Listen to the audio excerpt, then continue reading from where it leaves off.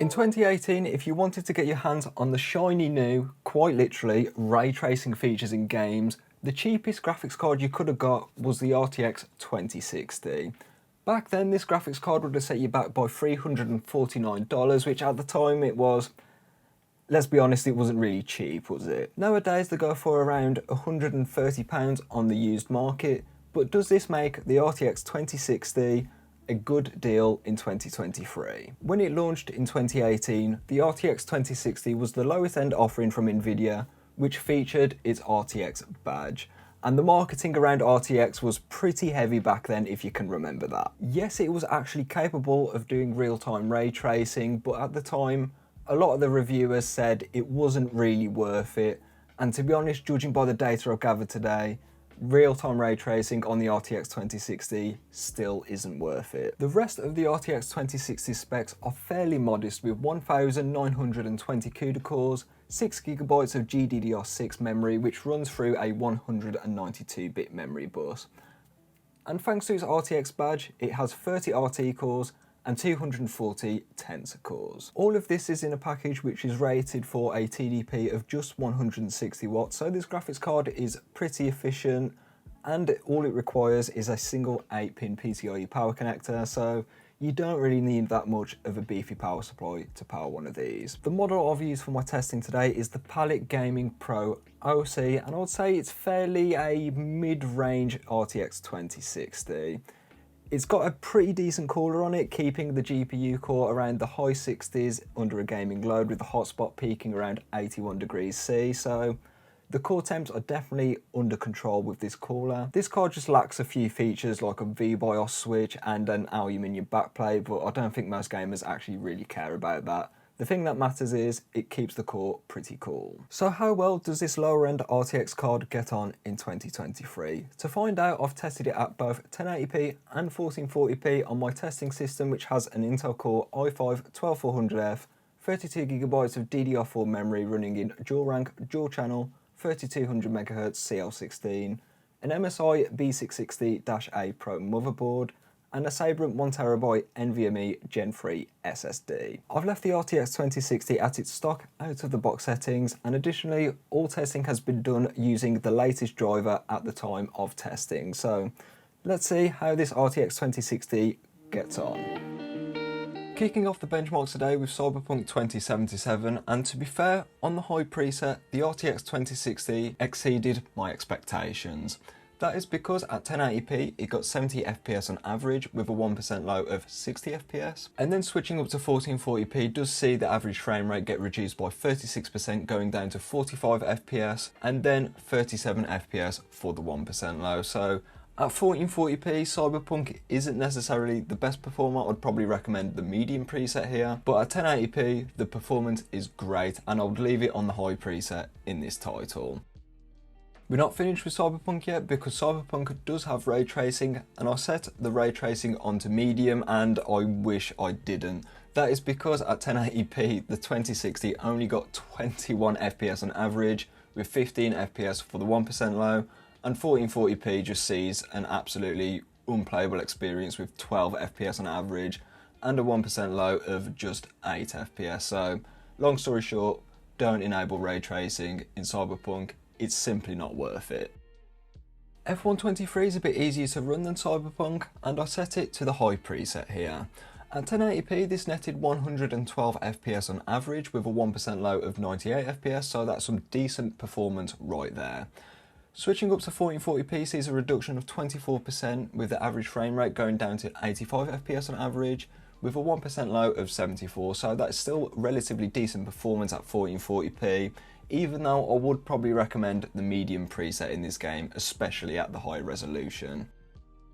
F123 does have access to ray tracing, so I enabled that as well, and I kind of wish I didn't. I enabled every ray tracing feature, and this resulted in 47 FPS at 1080p and just 31 FPS at 1440p. So is it much more playable than ray tracing in Cyberpunk? Yes, but to be fair, this is a racing game. You want at least 60 frames per second, and that is just not viable on an RTX 2060 for very minimal quality gain as well, because you can hardly tell the difference with ray tracing in F123. So long story short, again, don't enable ray tracing on the RTX 2060.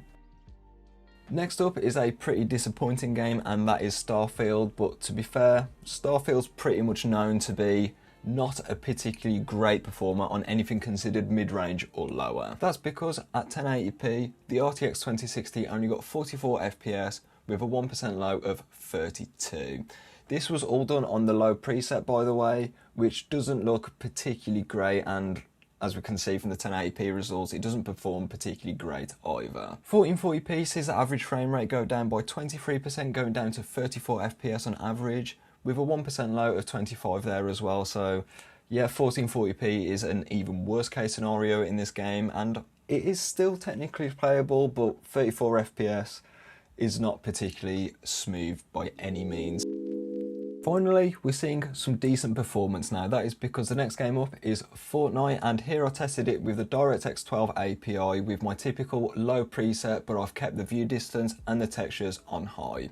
At 1080p, this netted 239 FPS on average, which is some nice performance right there, with a 1% low of 133, which is admittedly quite low for 1080p. However, switching up to 1440p sees a reduction of 24% with the average frame rate going down to 182, but the 1% low actually fared quite well at 1440p, sticking at 125 FPS. So if you wanted a 1440p 144Hz experience, or maybe even a 1080p 240Hz experience, the RTX 2060 is still a great GPU for Fortnite. The next game up is Microsoft's racing game, and that is Forza Horizon 5. And to be fair, I think this game actually fared quite well on the Ultra preset. That is because at 1080p, the RTX 2060 got 77 FPS on average, with a 1% low of 64 FPS.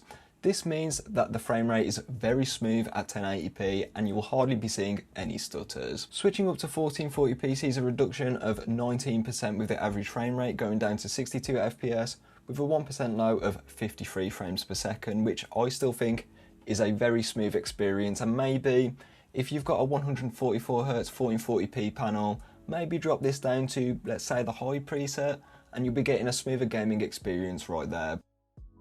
God of War is a game that I've started to test quite a bit recently, and that is because I think it's a game that looks pretty good and it's also optimised pretty well too. At 1080p, the RTX 2060 got 86 FPS here with a 1% low of 70 FPS, which is not too bad. It is very much an enjoyable experience right there.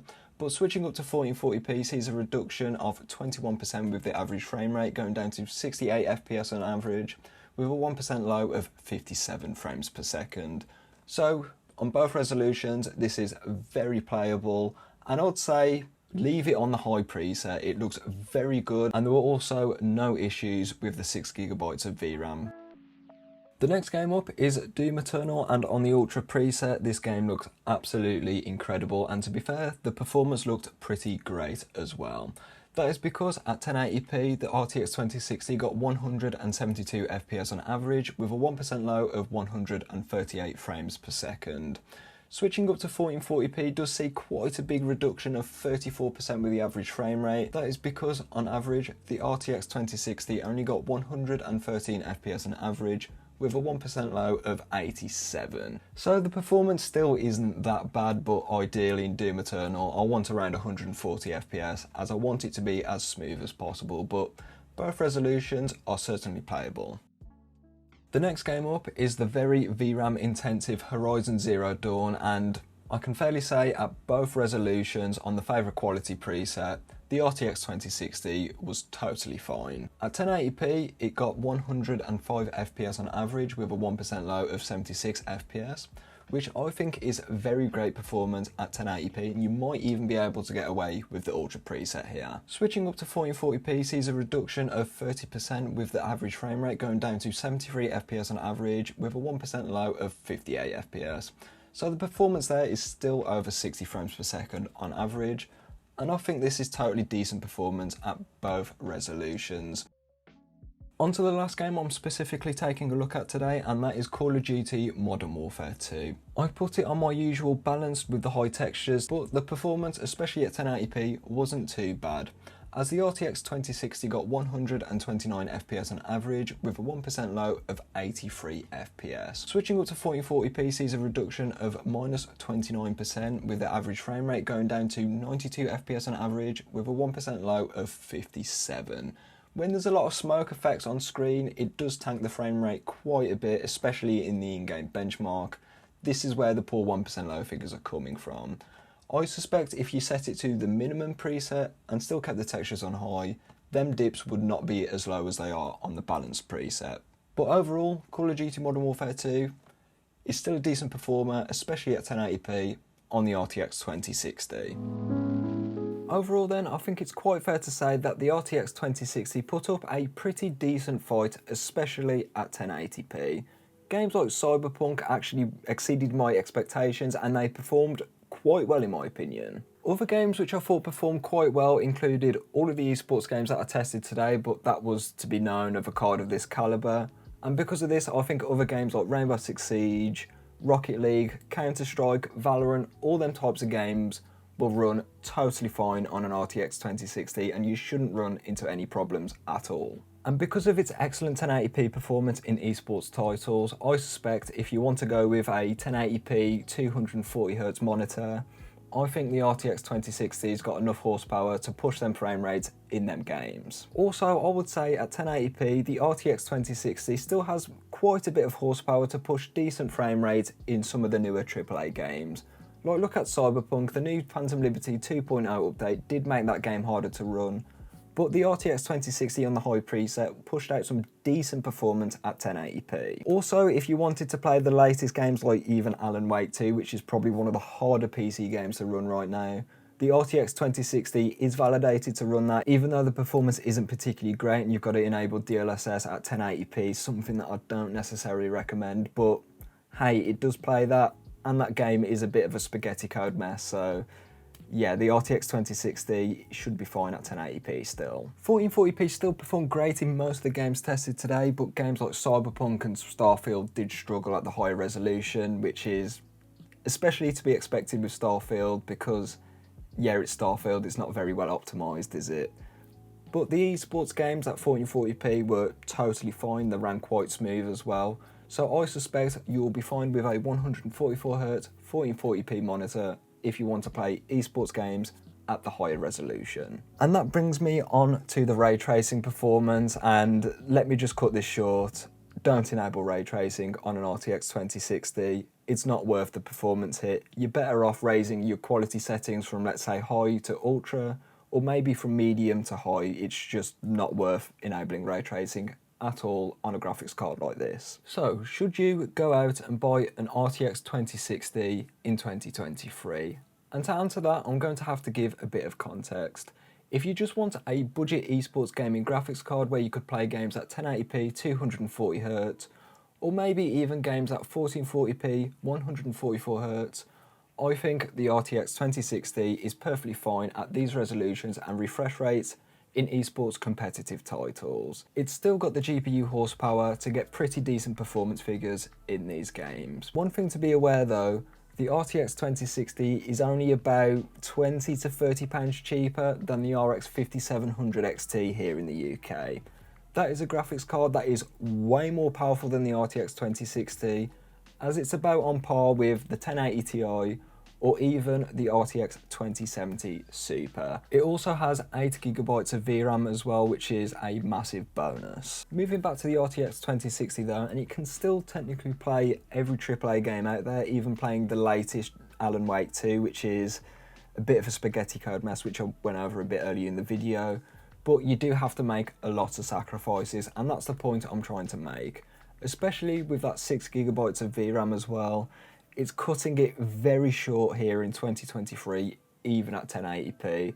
And because of this, you'll have to sacrifice on texture quality, which I believe is the most important graphical setting. But if you want to play older AAA games, the RTX 2060 is totally fine for these titles. So with all that being said, we arrive at the end of the video. The RTX 2060 is still a very decent esports gaming graphics card, especially if you're on a bit of a budget, but the RTX 2060 kind of finds itself in the middle of no man's land. If you spend £20 to £30 more, you could get a much more powerful graphics card. Yes, it is an AMD RX 5700 XT, so you don't get DLSS or ray tracing, but let's be honest, you shouldn't enable DLSS at 1080p really anyway. And ray tracing performance shouldn't even be mentioned because this thing can't ray trace, I don't care what anyone says. If you enjoyed this video, there are 2 other tech and GPU videos right up here which might be right up your alley. And if you got this far into the video, I would like to say thank you for sticking around this long, and maybe consider liking the video and subscribing if you really like the content. With that being said, I'll catch you in the next one, and have a good day.